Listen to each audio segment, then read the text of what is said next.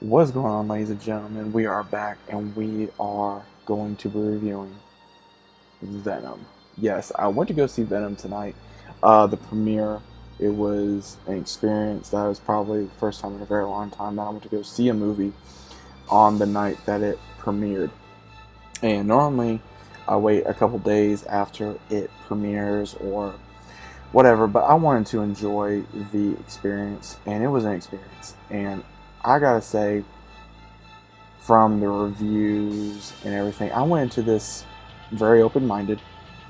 I went into this very hyped up as well because I am a huge Venom fan. Now, if you guys don't want to hear spoilers, then I suggest you click off the video because I'm gonna jump around some, but I'm also gonna go through the story of what happened in Venom because again, this movie was it has flaws, yes, but it was also, out of my opinion, I think it was a great movie. Now, again, if you guys are not familiar with Venom, Venom again come from the comics, from the cartoon. If you grew up with Venom, because I know I did, Venom is literally one of my favorite characters within comics, Marvel villain, anti-hero, and they took all that and they kind of produced it and they still put it in there because we did get to see in the beginning of the film where Carlton Drake is the antagonist of the movie, and he is leading the Life Foundation, where he believes mankind is on the brink of extinction, and he has a space shuttle that has come in orbit, and it crash lands. So they did put that into the movie, and that was actually in there because it actually was in the cartoon, it was in the anime, as well as the comics. And there was not just two symbiotes, there were four. Yes, guys, there were four symbiotes. There was Venom, Riot, I believe Scream, which was the yellow one, and the dark blue one, which I do not know that one's name, but Riot does escape. He goes into a female paramedic officer. He makes his way through, I believe, China, and then makes his way to the U.S. to basically come to the Life Foundation. And Venom and all the rest are in captivity, trying to get experimented on and see if they are able to have a host with someone, start with animals, and then Drake wants to go to human testing, and they try with the darker blue symbiote, which is, I guess, the top one, and it doesn't work. And then we go to Eddie, where he is doing his own show for a reporter. He does do the interview with Drake, and he finds information that his girlfriend had on her computer. He uses that, and he loses everything because of what he did and what Carlton Drake did to him. He loses his girlfriend slash fiance. He loses his apartment. He loses his job. He loses his career. He loses everything. He literally becomes a drunk and more of a loser, and that what kind of brings him into meeting Venom, because we have another character. She works at the Life Foundation, and she does not like what Drake is doing, and so she finds Brock. She tells him what's going on. He doesn't want to do it, but then he realizes his girlfriend's moving on. He's become more of a loser, so he needs to do something. He knows he has to do something, but he doesn't know what. So he finally decides to go in the Life Foundation with the doctor. She gets him in, and he finds the laboratory where they are being experimented on, and he comes across a homeless woman that he knew, and she was one of the test subjects, and that really upsets him. He just literally starts going nuts, and then finally he breaks through the glass, and she comes through and starts attacking him, and the symbiote goes from her into him. And basically, I like the way they did that because the symbiote would show as like I want to say like a sticky, not really sticky glue, but I want to say silly putty in a way, and they went into the host and it just disappeared, but it was still in there. And they did put from very loud noises and the fire, so that was in there as well. And also they did put Jameson, which was the son of J. Jonah Jameson, that was flying the ship, and he did survive. And they also put in there, when Eddie finally does bond with symbiote, he literally, his speed increases, his senses, everything, and he literally thinks he's going out of his mind. And then throughout the story, we do see where he finds out that Venom is able to communicate with him telepathically, and they soon find out that they need one another. And he basically tells Eddie, do what I say, and you will live. And throughout the story, he just notices all this power. He's starting to like it, but at the same time, he's having symptoms. So his girlfriend's new boyfriend assumes that he's sick because he goes to his ex-girlfriend. He explains to her that he is like, he found more information. He goes into a live lobster tank, and he starts like going like, "Are you hot?" And he goes in there, and I'm gonna say this: Tom Hardy's performance, I gotta give him one of these, and I gotta say his performance really reminded me of Jim Carrey in The Mask because of the way he, the way he showed himself, the way he was talking to himself, the way he just his body went from one way to another, and he was just absolutely phenomenal with his performance. And Michelle Williams, that played as his girlfriend, she did an amazing job as well. And just every cast member they did. Now there was again flaws, which I'll later get to, but the fight that we did have in there was absolutely amazing between Venom and the guards, because we get to see that, and then of course the SWAT team, which was absolutely badass as well. We get to see that, and we get to see Venom. He really does kind of use that lethal protector that we know within the comics, and he really does state that his kind was wanting to come to Earth so they could invade it and basically have a whole army. And now he doesn't want to do that, and he informs him of Riot, and he's like, well, what about Riot? He goes, he is a team leader, he has shit you've never seen before, which is basically what he tells Eddie. And he says, well, why do you want to help me now? He says, because, he says, it changed. He says, well, what changed? He says, you did, Eddie.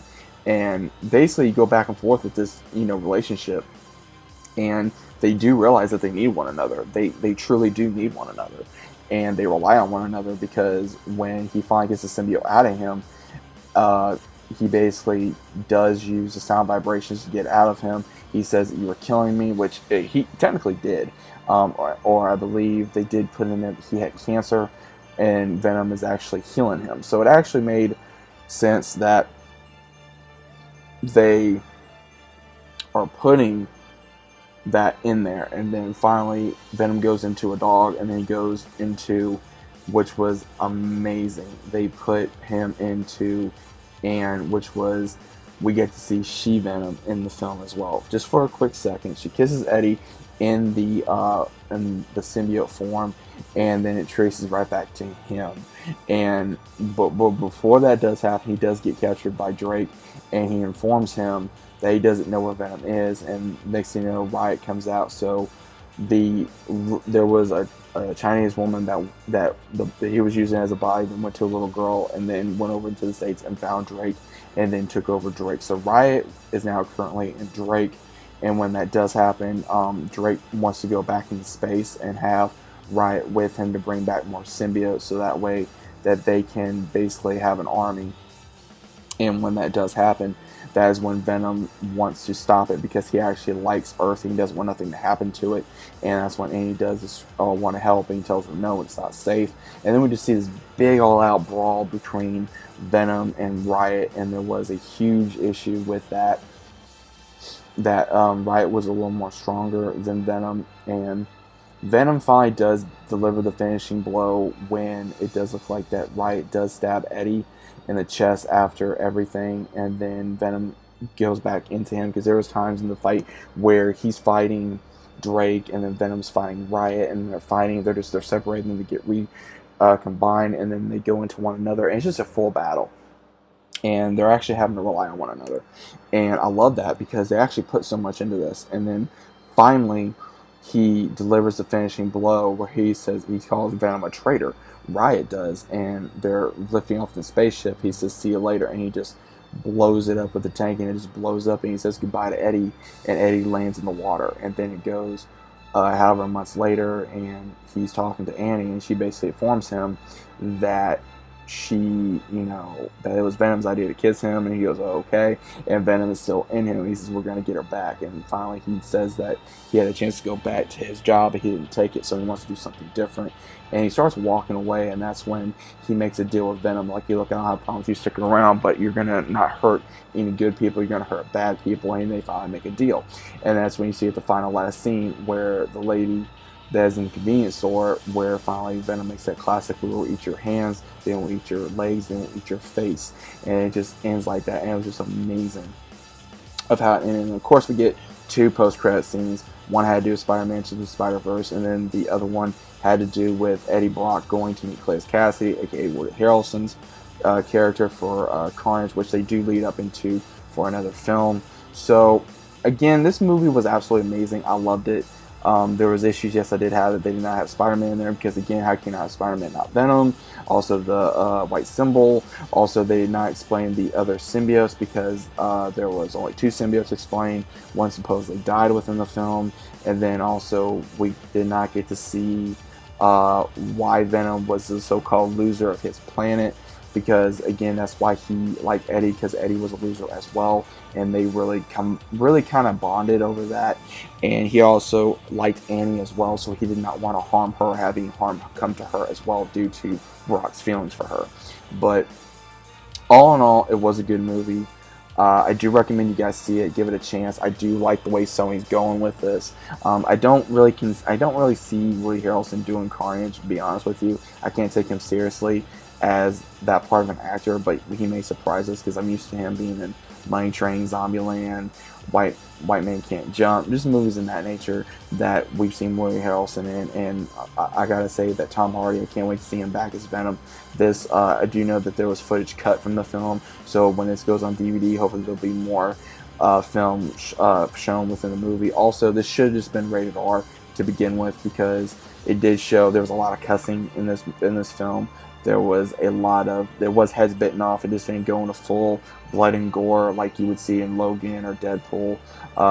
Again, it felt like an R-rated movie, but at the same time, it was not R-rated to me. It felt like it was an R-rated movie because there was comedy, action, drama. There was a lot of comic references in this. There was Marvel references in this. Stan Lee, of course, made an appearance, so that was the normal for Marvel as well. So there was just so much within this movie that Sony actually honored to the Marvel comics, as well to the Venom character, to the Lethal Protector series, to Eddie Brock. There was rumors saying that there was going to be more Eddie Brock than Venom. That was untrue. It was kind of balanced out, which was fine. There was things that led up to where you know what was going to happen. There was some things that I did not really care for. Drake's character was still kind of interesting. He was like the normal mad scientist you would see within a film, like you saw in Spider-Man 1 and 2 with Dr. Octavius as well as Green Goblin. Again, this was it was a fun film. It was a great film. Would I see it again? Yes, most definitely. Would I own this film? Yes, I would. Would I go see it again tonight or tomorrow? Yes, I would, because I love Venom. I love Spider-Man. I love Venom. Could there be a crossover somewhere later on down the line with Venom and Spider-Man? Yes, there is. There could be. There's a lot of talks right now, because depending on how Venom does, then I think there's a huge chance for Venom to be within other Marvel movies, and as well as Sony. But I think Sony is doing a good job at the moment. Yes, there is flaws they need to improve on. I also firmly believe that Tom Hardy gave a hell of a performance. I love his work.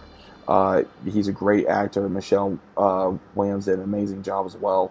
Every actor and actress in this job gives a round of applause, in my opinion.